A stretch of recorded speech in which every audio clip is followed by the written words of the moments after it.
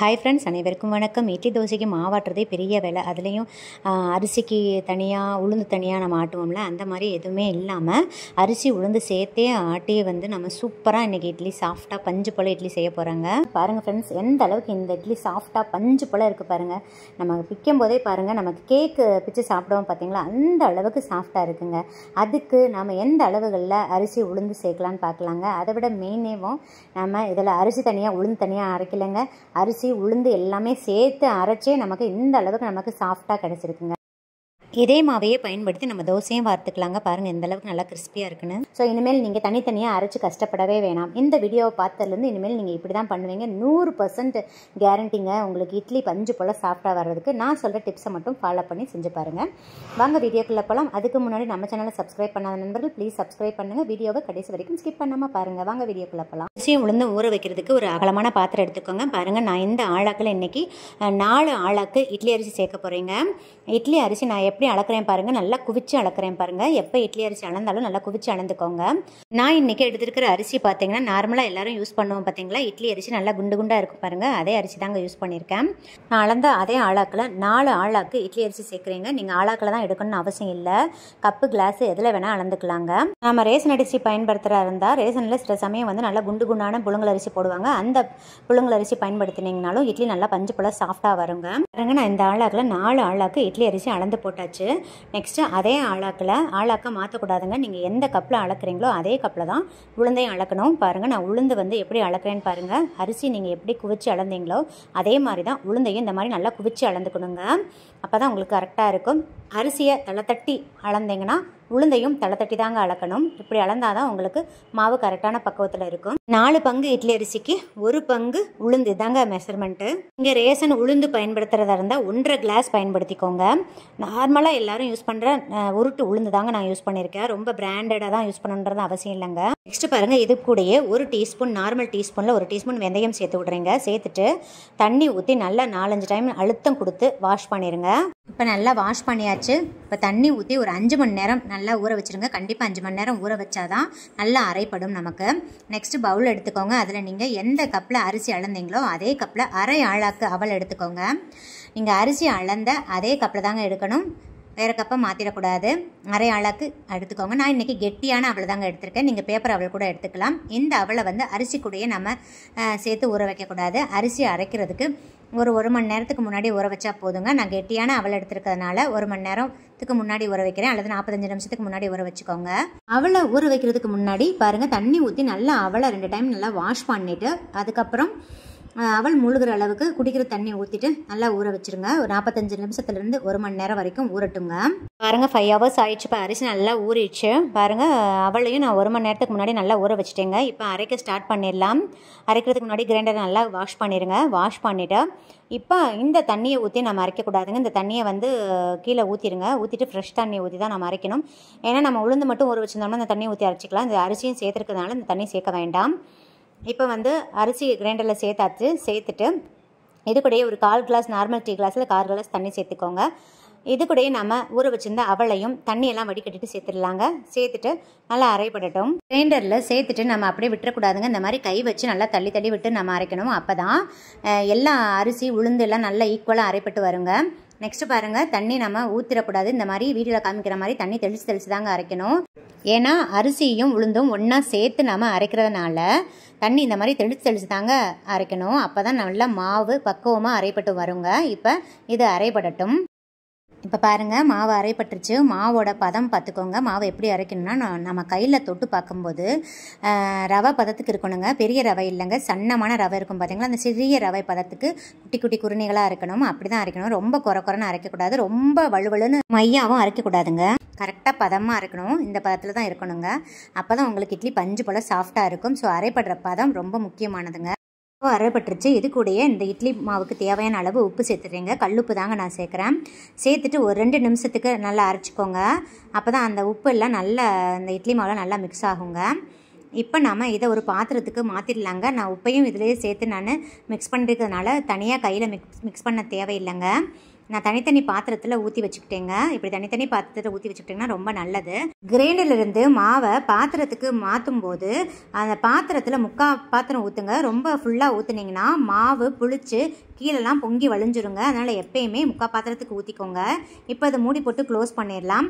அப்படியே 8 hours அப்படியே விட்டுருங்க, நல்லா புளிச்சிருங்க. இப்போ 8 hours ஆயிடுச்சு. மாவு பாத்திரலாம் பாருங்கள், பொங்கியே வழியவே இல்லை. மாவு சூப்பராக புளிச்சிருக்குங்க, நல்லா பக்குவம் பதமாக புளிச்சிருக்கு. இப்போ இந்த பாத்திரத்தில் இருக்கிற மாவை அப்படியே மூடி போட்டு க்ளோஸ் பண்ணிவிட்டு அலங்காமல் அப்படியே வச்சிடலாங்க. இப்படி செய்கிறதுனால நமக்கு எப்பயுமே ஃப்ரெஷ்ஷான இட்லி தோசை சாப்பிட்ட மாதிரி இருக்கும். மாவு அதிகமாகவும் புளிக்காதுங்க. ஸோ இந்த டிப்ஸை ஃபாலோ பண்ணுங்கள். அதனால தான் உங்களை 2 பாத்திரத்தில் மாவு ஊற்றி வைக்க சொன்னீங்க. இட்லி வாத்துடலாங்க. அதுக்கு முன்னாடி மாவை பாருங்கள், வீடியோவில் காமிக்கிற மாதிரி நல்லா அடியில் கூட நல்லா மிக்ஸ் பண்ணிடணுங்க. சில பேர் மாவை மேலாப்பிலிருந்து எடுப்பாங்க. அப்படி எடுத்திங்கன்னா இட்லி வந்து நல்லா சப்ப சப்பையாக தாங்க இருக்கும்.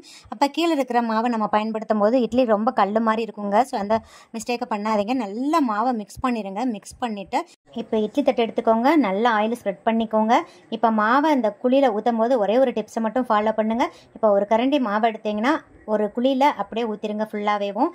எகெயின் அரை கரண்டியோ அல்லது 1/4 கரண்டி எடுத்து அதே மாவில் மேலாப்பில் ஊற்றாதீங்க. அப்படி ஊற்றுனீங்கனாலும் இட்லி நல்லா பஞ்சு போல் சாஃப்டாக வராதுங்க. ஸோ இந்த டிப்ஸை ஃபாலோ பண்ணி பாருங்கள். இப்போ இட்லி தட்டை இட்லி பாத்திரத்தில் வைக்கிறதுக்கு முன்னாடி தண்ணி இந்த அளவுக்கு நல்லா கொதிக்கணுங்க. கொதிச்சதுக்கப்புறம் தான் இட்லி தட்டை உள்ளே வைக்கணும். அப்போ தான் இட்லி நல்லா ஈக்குவலாக வெந்து வருங்க. இப்போ மூடி போட்டு க்ளோஸ் பண்ணிவிட்டு ஒரு 15 minutes வெயிட் பண்ணலாம். இப்போ இட்லி வேகட்டும். இதே மாவை பயன்படுத்தி நம்ம தோசை வார்த்துடலாம். ரொம்ப கெட்டியாக இருக்குது. நான் கொஞ்சமாக தண்ணி ஊற்றி மிக்ஸ் பண்ணிக்கிறேன். இப்போ தோசை தவாவில் பாருங்கள், தோசை வார்த்துடுறேன். பாருங்கள் ஃப்ரெண்ட்ஸ், உங்களுக்கு எடுக்கும்போதே தெரியும்னு நினைக்கிறேன் எந்த அளவுக்கு நல்லா கிறிஸ்பியாக இருக்குன்னு பாருங்கள். இதே மாவை பயன்படுத்தி நல்லா புசு புசுன்னு பஞ்சு போல் சாஃப்டான வெஜிடபிள் பணியாரம் செஞ்சு கொடுக்கலாங்க. இந்த பணியாரம் செய்கிறதுக்கு நாம் அரைச்ச மாவிலிருந்து நான் 2 கப் மாவு எடுத்திருக்கேங்க. மாவு வந்து ரொம்ப கெட்டியாக இருக்கக்கூடாது. ரொம்ப கெட்டியாக இருந்துச்சா பணியாரம் வந்து கொஞ்சம் ஹார்டாக இருக்கும். அதனால் கொஞ்சமாக தண்ணி ஊற்றி தோசை மாவை விட கொஞ்சம் கெட்டியாக மிக்ஸ் பண்ணிக்கோங்க. இப்போ பாருங்கள், நான் மிக்ஸ் பண்ணிட்டேன். இதில் வந்து நம்ம வெஜிடபிள்ஸ்லாம் சேர்த்துடலாம். கடாய் எடுத்துக்கோங்க, ஆயில் சேர்த்துக்கோங்க. ஆயில் ஹீட் ஆகும். 1/4 ஸ்பூன் கடுகு, 1/2 டீஸ்பூன் உளுந்தம்பருப்பு சேர்க்குறேங்க. நீங்கள் கடலைப்பருப்பு வேணுனாலும் இதில் சேர்த்துக்கலாங்க. நான் இன்னைக்கு சேர்க்கல. பொரிஞ்சு உளுந்து நல்லா செவந்துருச்சு. இப்போ 1/4 ஸ்பூன் சீரகம். நெக்ஸ்ட் ஒரு பெரிய சைஸ் பெரிய வெங்காயத்தை எடுத்து குட்டி குட்டியாக கட் பண்ணி வச்சிருக்கேங்க. நான் இன்னைக்கு சாப்பர்ல கட் பண்ணதுனால ரொம்ப ஃபைனா சாப் பண்ணிருக்கேன். உங்களுக்கு எந்த அளவுக்கு ஃபைனா சாப் பண்ண முடியுமோ அந்த அளவுக்கு சாப் பண்ணிக்கோங்க. நான் இது கூடயே கொத்தமல்லி தழை, புதினா தழை ரெண்டையுமே நல்லா வாஷ் பண்ணிட்டு நல்லா பிரஸ் பண்ணி ஒரு கைப்பிடி அளவுக்கு எடுத்திருக்கேங்க. அதே நல்லா குட்டி குட்டியா ஃபைனா சாப் பண்ணிட்டு இந்த ஆனியன் கூடயே சேர்த்திருக்கேன். இது கூடயே கொஞ்சம் கருவேப்பிலையும் சேர்த்துட்டு நான் நல்லா மிக்ஸ் பண்ணிட்டேன். இதை நாம இதுல சேர்த்துடலாம். ஆனியன் ரொம்ப வதங்க தேவையில்லைங்க, லைட்டா வதங்கினா போதும். பாருங்க, 1/4 டீஸ்பூன் சால்ட் சேர்க்கிறேன். நம்ம ஆல்ரெடி இட்லி மாவுல சால்ட் சேர்த்து தான் செஞ்சிருப்போம், அதனால கொஞ்சமா சேர்த்திருக்கேன். லாஸ்டா டேஸ்ட் பண்ணிட்டு நீங்க சேர்த்துக்கோங்க. இந்த அளவுக்கு வதங்கினா போதுங்க. நெக்ஸ்ட் கேரட், 2 பெரிய சைஸ் கேரட் எடுத்து இந்த மாதிரி ஃபைனா சாப் பண்ணி வச்சிருக்கேன். இதையும் சேர்த்துடலாம். பச்சை மிளகாய் வேணும்னா நீங்க சேர்த்துக்கலாங்க. நான் இன்னைக்கு குழந்தைங்களுக்கு எல்லாம் கொடுக்கறதுனால பச்சை மிளகாய் சேர்த்துக்கலங்க. ரொம்ப வதங்கணும்னு அவசியம் இல்லை, லைட்டா வதங்கினா போதும். ஒரு தக்காளி பழத்தை எடுத்து குட்டி குட்டியா சாப் பண்ணி வச்சிருக்கீங்க. ரொம்ப ஸ்மால் சைஸ்க்கு தக்காளி பழம் எடுத்துக்கோங்க. இதையும் போட்டு லைட்டா வதக்கி விட்டுக்கோங்க. இது கூடயே ஒரு பிஞ்ச் மஞ்சள் தூள் சேர்த்துக்கோங்க. மஞ்சள் தூள் சேர்த்துட்டு நல்லா வதக்கி விட்டுருங்க. அந்த மஞ்சள் தூளோட பச்சை வாசனை போற அளவுக்கு நல்லா வதக்கி விட்டுருங்க. நெக்ஸ்ட் இது கூடயே நான் 1/4 ஸ்பூன் இஞ்சி பேஸ்ட் சேர்க்கிறேங்க. பூண்டு பேஸ்ட் கிடையாது, இஞ்சி, வெறும் இஞ்சி பேஸ்ட் மட்டும் தான் சேர்த்திருக்கேன். உங்ககிட்ட இஞ்சி பேஸ்ட் இல்லைன்னா இஞ்சியை குட்டி குட்டியா கட் பண்ணி போட்டுக்கலாங்க. இஞ்சி பேஸ்ட்டை சேர்த்துட்டு நல்லா அந்த இஞ்சியோட ரா ஸ்மெல் போற அளவுக்கு நல்லா வதக்கி விட்டுருங்க. பாருங்க, இஞ்சியோட பச்சை ஸ்மெல் எல்லாம் போயிடுச்சு. இப்ப நாம ஸ்டவ் ஆஃப் பண்ணிட்டு இதை நம்ம மாவு கூட கலந்துடலாங்க. நம்ம இந்த வதக்கி வச்சிருக்க வெஜிடபிள்ஸ் இதில் சேர்த்துடலாங்க. சேர்த்துட்டு நல்லா மிக்ஸ் பண்ணி விட்டுருங்க. மிக்ஸ் பண்ணிட்டு பாருங்க, ரொம்ப கெட்டியா இருந்துச்சுன்னா லைட்டா தண்ணி ஊத்திக்கோங்க. நான் ரொம்ப கெட்டியா இருக்கிறதுனால கொஞ்சமா தண்ணி ஆட் பண்ணிக்கிறேங்க. ஏன்னா அந்த வெஜிடபிள்ஸ் எல்லாம் சேர்த்ததுக்கு அப்புறம் கொஞ்சம் கெட்டியா இருக்குங்க. ஆனா இப்ப நான் கொஞ்சம் தண்ணி ஆட் பண்ணிக்கிட்டேன். ரொம்ப தோசை மாவு பார்த்துக்கு எடுக்கக்கூடாதுங்க, ரொம்ப கெட்டியாவும் இருக்கக்கூடாது. இந்த அளவுக்கு தளர்த்தியா இருந்தாதான் நல்லா பணியாரம் வந்து நல்லா புசு புசுன்னு வருங்க. இப்ப நீங்க உப்பு செக் பண்ணிக்கோங்க. உப்பு செக் பண்ணிட்டு உப்பு தேவைன்னா ஆட் பண்ணிக்கலாங்க. இப்ப நாம வாங்க பணியாரம் வறுத்துடலாம். நெக்ஸ்ட் பணியார கடாய் எடுத்துக்கோங்க. தேவையான அளவு ஆயில் ஊத்திக்கோங்க. பாருங்க, இப்ப எண்ணெய் நல்லா காஞ்சிருச்சு. ஒவ்வொரு குழியிலையும் நம்ம ஊத்திடலாங்க மாவை. பொங்க பொங்க ஊத்தாதீங்க, பாதி பாதி ஊத்திக்கோங்க. பாருங்க, இந்த அளவு ஊத்தினா போதுங்க.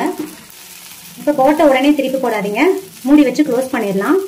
ஒரு 3 மினிட்ஸ் அப்படியே இருக்கட்டும். ஃப்ளேம் வந்து கொஞ்சம் மீடியம்ல வச்சுக்கோங்க. அங்கே இப்போ ஓப்பன் பண்ணி பார்த்துடலாம். ஓப்பன் பண்ணிவிட்டு லைட்டாக திருப்பி போடுங்க. பாருங்கள், இந்த பக்கம் நல்லா செவந்துருச்சு. இதே மாதிரி எல்லா பக்கமும் திருப்பி போட்டுருங்க. திருப்பி போட்டு ஒரு 3 மினிட்ஸ் க்ளோஸ் பண்ணி வச்சுருங்க. ஃப்ளேம் மீடியம்லேயே இருக்கட்டும். ஓப்பன் பண்ணிடலாங்க. பாருங்கள், இப்போ நம்ம ரெண்டு பக்கமும் நல்லா செவந்துருச்சு. இதை நம்ம பிளேட்டுக்கு ட்ரான்ஸ்ஃபர் பண்ணிடலாங்க. பாருங்கள் ஃப்ரெண்ட்ஸ், பஞ்சு போல் சாஃப்டான குண்டு குண்டு பணியாரம் ரெடி ஆயிடுச்சு. நான் சொல்கிற அளவுகளோட மாவு அரைச்சிங்கன்னா, இட்லி மாவு அரைச்சிங்கன்னா நம்ம பணியாரத்துக்கும் யூஸ் பண்ணிக்கலாங்க. இதுக்குன்னு தனியாக நம்ம மாவு அரைக்க தேவையில்லை. ஸோ இந்த அளவுகளை பயன்படுத்தி செஞ்சிங்கன்னா செம்ம சாஃப்டான பணியாரம் செய்யலாங்க. இதை வந்து பிரேக்ஃபாஸ்ட்டாகவும் கொடுக்கலாம், அல்லது ஸ்கூல் விட்டு வர குழந்தைங்களுக்கு ரொம்ப ஹெல்த்தியாகவும் செஞ்சு கொடுக்கலாங்க. இருக்கும். பாருங்கள், 15 மினிட்ஸ் ஆயிடுச்சு. நான் ஓப்பன் பண்ணிட்டேன். இட்லி நல்லா புசு புசுன்னு பஞ்சு போல் வெந்து வந்துருச்சுங்க. 2 மினிட்ஸ் ஆறட்டுங்க, அப்போ தான் இட்லி தட்டில் ஒட்டாமல் வரும். இப்போ கொஞ்சம் ஆறிச்சு, நான் எடுத்துடுறேன். பாருங்கள் ஃப்ரெண்ட்ஸ், எந்த அளவுக்கு நல்லா இட்லி சாஃப்டாக இருக்குன்னு பாருங்கள். நான் கை வச்சு ப்ரெஸ் பண்ணி காமிக்கிறேன். இதோட சாஃப்ட்னஸ் எப்படி இருக்குது தெரியுமாங்க? நம்ம கேக்கெலாம் பிச்சு சாப்பிடுவோம் பார்த்தீங்களா, அந்த அளவுக்கு ரொம்ப சாஃப்டாக இருக்குங்க. ஸோ நீங்கள் செஞ்சு பார்த்தீங்கன்னா ஃபீல் பண்ணுவீங்க. ஸோ நான் சொன்ன அளவுகளையும் மாற்றாமல் நான் சொல்லியிருக்கிற சின்ன சின்ன டிப்ஸையும் ஃபாலோ பண்ணி செஞ்சீங்கன்னா நல்லா பஞ்சு போல் சாஃப்டான இட்லியும் நல்லா மொறுமொறுன்னு தோசையும் செய்யலாங்க. இனிமேல் இட்லி தோசைக்கு மாவாட்டணுன்ற டென்ஷனே இல்லைங்க, ஈஸியாக மாவாட்ட முடிச்சிடலாம். ஸோ இந்த வீடியோ உங்களுக்கு மிகவும் பயனுள்ளதாக இருக்கும்னு நினைக்கிறேங்க. இந்த வீடியோ பிடிச்சிருந்தா லைக், ஷேர், கமெண்ட் பண்ணுங்கள். மறக்காமல் சப்ஸ்கிரைப் பண்ணுங்கள். பக்கத்தில் இருக்கிற பெல் ஐக்கானையும் கிளிக் பண்ண மறந்துடாதீங்க. சுவை அறிந்திட சுவைத்து பாருங்கள். நன்றி, வணக்கம்.